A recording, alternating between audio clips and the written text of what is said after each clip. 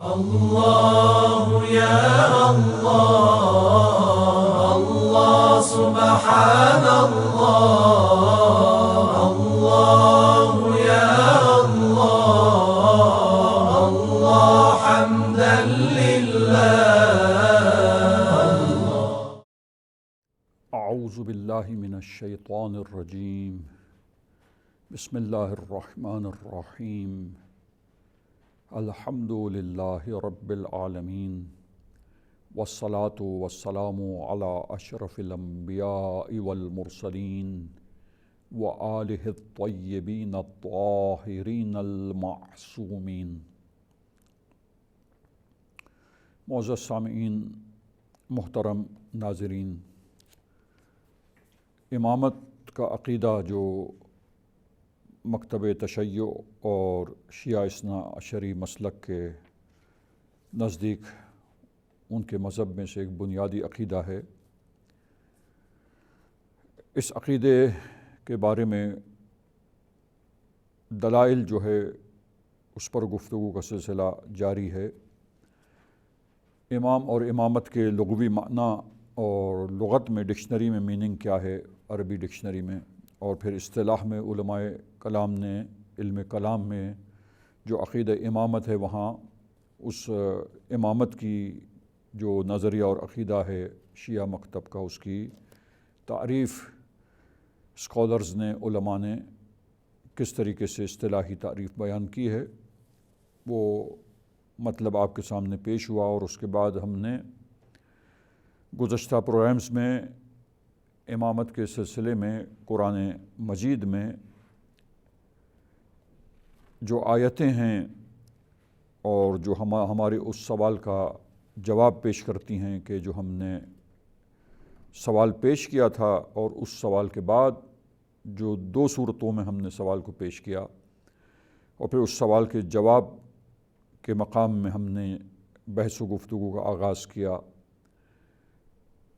تو اب ہم دیکھتے ہیں کہ چند آیتیں جو ولایت اور امامت کے سلسلے میں ناظرین کرام کے سامنے بیان ہوئیں، ان آیتوں سے یہ واضح ہوا کہ امامت اور ولایت جو ہے یہ ایک الہی عہدہ اور خدائی منصب ہے، ایک ایسا ڈیزگنیشن اور پوسٹ ہے جو اللہ تعالیٰ کی طرف سے ہے، جیسے کہ نبوت بھی الہی منصب اور الہی عہدہ ہے، اور اس عہدے پر چونکہ یہ خدائی عہدہ ہے، الہی منصب ہے، لہٰذا اللہ جو انسانوں میں سب سے بہترین انسان ہوتے ہیں ان کو چنتا ہے، انتخاب کرتا ہے اس عہدے کے لیے، اور اس نبوت کے منصب پر فائز فرماتا ہے اللہ تعالیٰ۔ انسانوں کو کوئی حق حاصل نہیں ہے کہ وہ خود اپنی طرف سے پیغمبر چن کے اپنے طرف سے انتخاب کریں اور کہیں یہ ہمارے پیغمبر ہیں، یہ ہمارے نبی ہیں۔ نہیں، نبوت اور پیغمبری یہ اللہ تعالیٰ کا ڈیزگنیشن ہے، اللہ تعالیٰ کی طرف سے الہی عہدہ ہے، اللہ کی طرف سے روئے زمین پر ایک منصب، اور یہ انسانوں کی ہدایت کے لیے ہے یہ منصب، تاکہ اس پر فائز ہونے والا انسان جو سب سے بہترین انسان ہو وہ لوگوں کی ہدایت کا فریضہ انجام دے اور لوگوں کو راہ راست کی جانب ہدایت کرے، ارشاد کرے، نصیحت کرے، برائیوں سے روکے اور اچھے کاموں کی طرف دعوت دے، اور معرفت پروردگار کے حاصل کرنے کی تاکید کرے اور شوق دلائے تاکہ لوگ اللہ تعالیٰ کی معرفت حاصل کریں، شناخت حاصل کریں خداوند متعال کی، اور پہچانیں کہ وہ ہمارا خالق ہے، مالک ہے، ہمارا رازق ہے، ہمارا پروردگار ہے، اور اس نے ہمارے لیے بہترین قوانین کو جو ہے مرتب کیا ہے، بنایا ہے، تاکہ ان قوانین پر عمل کر کے انسان جو ہے وہ کامیاب زندگی گزارے اور سعادت مند ہو جائے۔ لہٰذا عزیزان گرامی، نبوت کا یہ سلسلہ جو حضرت آدم علیہ السلام سے شروع ہوا اور حضرت ختمی مرتبت حضرت محمد مصطفیٰ صلی اللہ علیہ وآلہ وسلم پر ختم ہوا، اور سلسلہ نبوت کا اختتام ہوتا ہے آپ صلی اللہ علیہ وآلہ وسلم کی ذات پر۔ تو اس کے بعد سوال ہم نے جو پیش کیا وہ یہ ہے کہ اب اس نبوت کے بعد بشر کی ہدایت کے لیے کیا سلسلہ ہوگا اور کیا وہ رہبری اور جو رہنمائی ہے امت کے لیے اس کا انتظام اور اہتمام آیا اللہ تعالیٰ کی طرف سے نبی کے توسط سے بیان کیا گیا ہے، وہ کیا طریقہ ہے اللہ کے نزدیک شریعت اسلام میں، یا نہیں کوئی طریقہ نہیں ہے، بس یوں ہی اس طریقے کو اسلام میں بیان نہیں کیا گیا اور یوں ہی چھوڑ کر ختمی مرتبہ صلی اللہ علیہ وآلہ وسلم تمام امور کو بس یوں ہی امت کے سپرد کر کے اور لوگوں کو اپنے حال پر چھوڑ کر یہاں سے رخصت ہو گئے اور چلے گئے۔ کیا ہے اس میں ہمیں ہسٹوریکل جو حقائق ہیں، تاریخی حقائق اور حقیقتیں، ان کو بھی دیکھنا ہے۔ اسلامی روایات جو مکتب تشیع اور مکتب تسنن اور دونوں مکتب کے نزدیک جو روایات کے ریسورسز ہیں، ان اسلامی روایات کے اندر ہمیں غور و فکر کرنا ہے کہ نقل کی جانے والی روایات جو ہیں ان سے کیا استفادہ ہوتا ہے، اور روایات کے ساتھ ساتھ قرآن کی آیات اس سلسلے میں ہمارے لیے کیا تعلیم پیش کرتی ہے، کیا حقیقت جو ہے وہ اسلام کے نزدیک ہے اس سلسلے میں، کیا کچھ اسلام نے قرآن میں آیتوں میں بیان کیا ہے اور اللہ تعالیٰ نے اپنی آیتوں کے ذریعے انسانوں کے لیے واضح کیا۔ لہٰذا چند آیتیں ہم نے آپ کے سامنے پیش کی ہیں، اور ان بعض آیتوں کو جو ہم نے بیان کیا ہے انشاءاللہ سلسلے گفتگو آگے بڑھے گا تو تسلسل گفتگو میں انشاءاللہ ہم مزید آیتوں پر روشنی ڈالیں گے اور مزید قرآن مجید کی چند آیتیں جو ہے وہ اختصار کے ساتھ ان کو سامعین کرام کی خدمت میں پیش کریں گے، اور ساتھ ہی ساتھ روایتیں جو مقبول و معروف و مشہور روایتیں ہیں جو طرفین کی کتابوں میں، ان روایتوں کو بھی سامعین کرام کی خدمت میں بیان کریں گے بعض روایتوں کو۔ اور یہ خود ایک اتنا وسیع باب ہے کہ جس محدودیت کے ساتھ یہ سلسلے کو قائم کیا گیا ہے، یہ کلاسز اور یہ پروگرامز، اس محدود سلسلے میں ہم تمام آیتوں اور تمام روایتوں کو بیان نہیں کر پائیں گے اور نہیں کر سکتے ہیں، کیونکہ جو کچھ پیش نظر رکھا گیا اس میں اتنی گنجائش نہیں ہے کہ تمام آیتوں اور تمام روایتوں کو امامت و ولایت کے باب میں جو آئی ہیں تفصیل سے اس سلسلے میں بحث و گفتگو کریں، لیکن جس حد تک گفتگو کرنا ہے ہم نے چند آیتیں پیش کی ہیں، اور مزید کچھ آیتیں سلسلے گفتگو میں اور روایتیں سامعین کرام کی خدمت میں بیان کریں گے۔ لیکن مزید آیتوں کو اور روایتوں کو پیش کرنے سے پہلے عزیزان گرامی ایک اور سوال ہم سامعین کرام کی خدمت میں پیش کرتے ہیں اور اس کے جواب کی طرف آگے بڑھتے ہیں، اور پھر اس بات کو بیان کرنے کے بعد دوبارہ ہم کنٹینیو کریں گے اور جاری رکھیں گے اسی سوال کے جواب کو کہ آیتوں سے ہم نے جو استفادہ کیا، مزید کچھ آیتیں بیان کی جائیں گی کہ آیتیں ہمیں بتلاتی ہیں کہ اسلام جو ایک مکمل اور کامل اور جامع دین ہے، یقیناً اسلام میں جو عقل جو ہے وہ اگر بروئے کار ہم لائیں اور سوچیں اس بات پر اور غور و خوض کریں تو عزیزان گرامی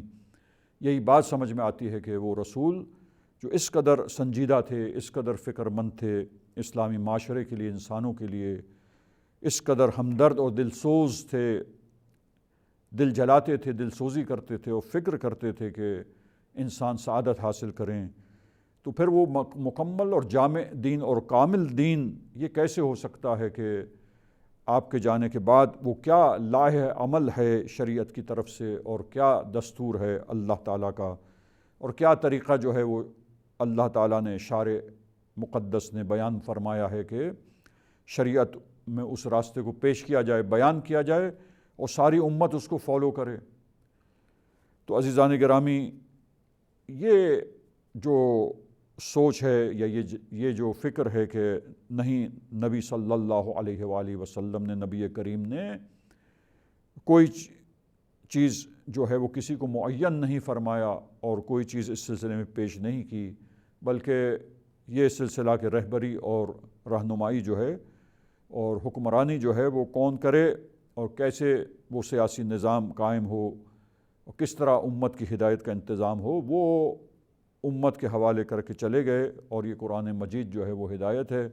اور یہ امت کے سپرد کر کے اللہ کے نبی یہاں سے رخصت ہو گئے۔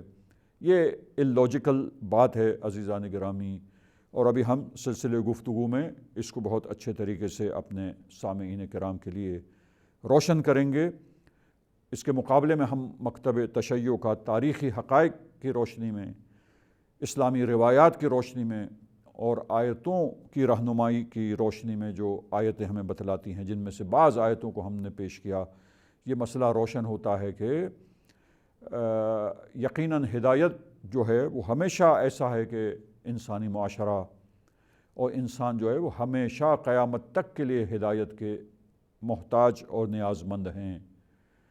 اور ایسی ہستی کی ضرورت ہے کہ جو اس طرح تقوی الہی میں ہو ڈوبی ہوئی، اس طرح اس کا عظیم کردار ہو کہ عزیزان گرامی وہ ہستی، وہ ذات اور وہ شخصیتیں جو ہیں وہ اللہ تعالیٰ کی پسندیدہ شخصیتیں ہوں، سب سے بہترین وہ انسان ہوں روئے زمین پر، اور وہ ہدایت کی ذمہ داری جو ہے اس کو پوری کریں اللہ تعالیٰ کی طرف سے، اور وہ انسانوں کی ہدایت کرنے میں کہیں بھٹکے نہیں،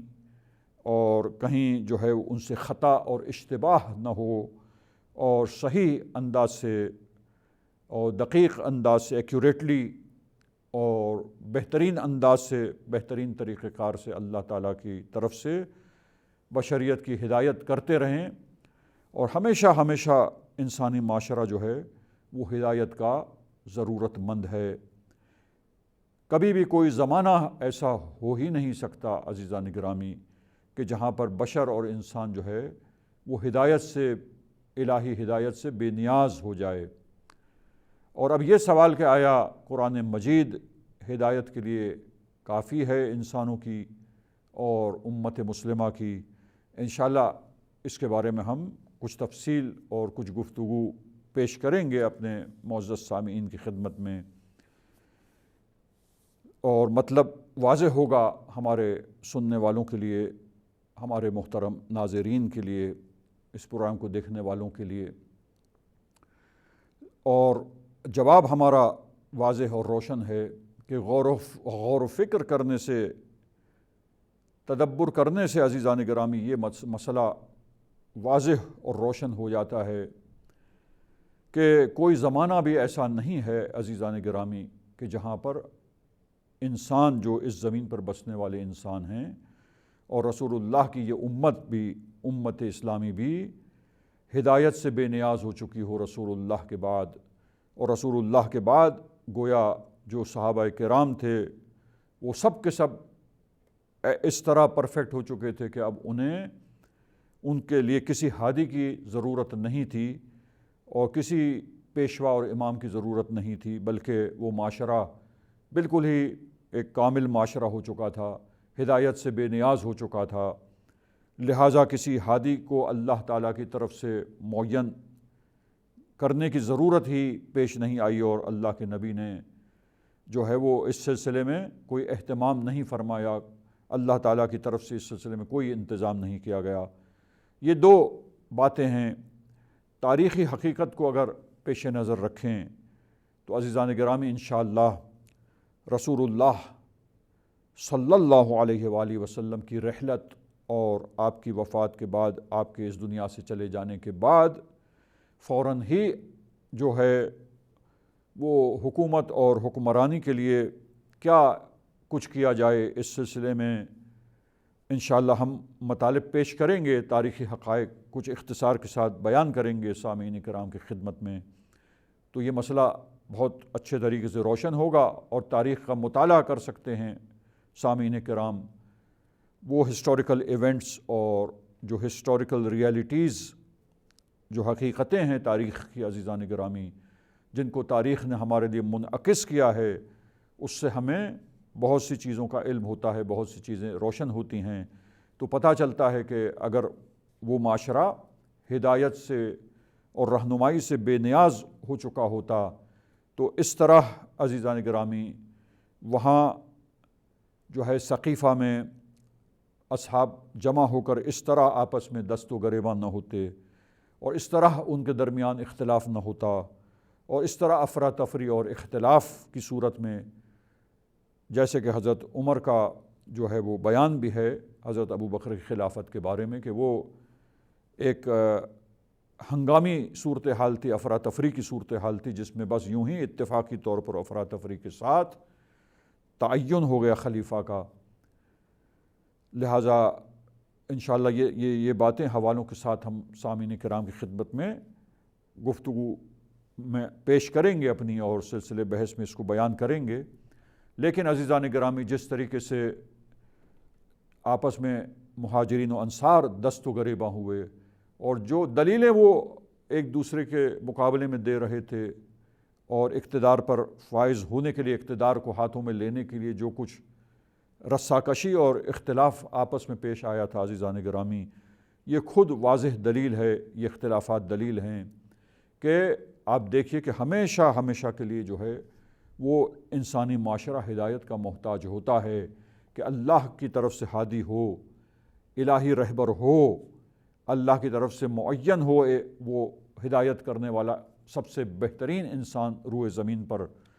اور پھر تمام لوگوں پر فرض کیا جائے اس کی اطاعت کو۔ اب فرض کر دینے کے بعد جب ذمہ داری عائد کر دی گئی ہے انسانوں پر کہ اس کی اطاعت کریں، اگر اب انسان اطاعت نہیں کرتے تو وہ صاحب اختیار ہیں، گناہ گار ہیں اگر اطاعت نہیں کریں گے۔ لیکن شریعت اور اسلام ایک پرفیکٹ ریلیجن ہے، کمپلیٹ ریلیجن ہے، اس میں اللہ تعالیٰ کی طرف سے یہ چیز معین ہو جائے اور ہو چکی ہے ہمارے مکتب کے نزدیک عزیزان گرامی۔ لہٰذا انسانی معاشرہ جو ہمیشہ ہدایت کا نیاز مند اور محتاج ہے، تو پھر اللہ تعالیٰ کی طرف سے ہر زمانے میں ہادی کا ہونا بھی اور